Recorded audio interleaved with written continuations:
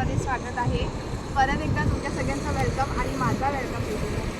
आज माझी सुट्टी आहे म्हणून आम्ही लोक फिरायला आलो अर्नाळा बीचवरती. तर तुम्ही लोक बघू सगळा सनसेटचा व्ह्यू किती छान आहे. तिकडे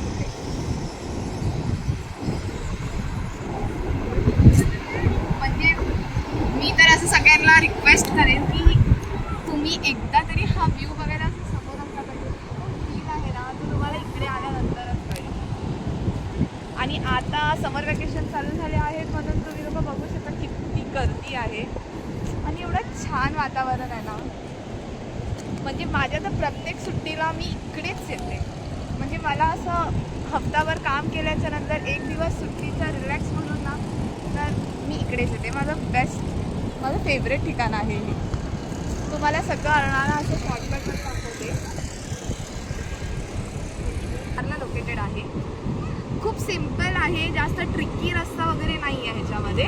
तुम्ही जर चर्चगेट किंवा दादर ह्या साईडला राहत असाल आणि जर तुम्हाला इकडे यायचं असेल ना, तर तुम्हाला चर्चगेटपासून विरार लास्ट स्टेशन आहे, तिकडे तुम्हाला ट्रेन पकडायची आणि ट्रेनमधून उतरल्यानंतर जस्ट 2 मिनिटाच्या रस्त्यावरती बस डेपो आहे. तिकडून तुम्हाला अर्नाळ्याला जाण्याला खूप साऱ्या बसेस भेटते आणि फक्त 15 रुपये पर पर्सन तिकीट आहे.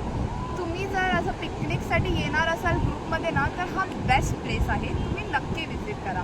कारण की इकडूनचं वातावरण, इकडूनचा सनसेट एवढा छान आहे ना की मी बघा तुम्हाला दाखवते. म्हणजे एकदम प्रॉपर असं गावाला आल्यासारखं फील होतं आणि एकदम रिलॅक्स होत होतं. मी तर माझ्या प्रत्येक सुट्टीला इकडेच विजिट करते.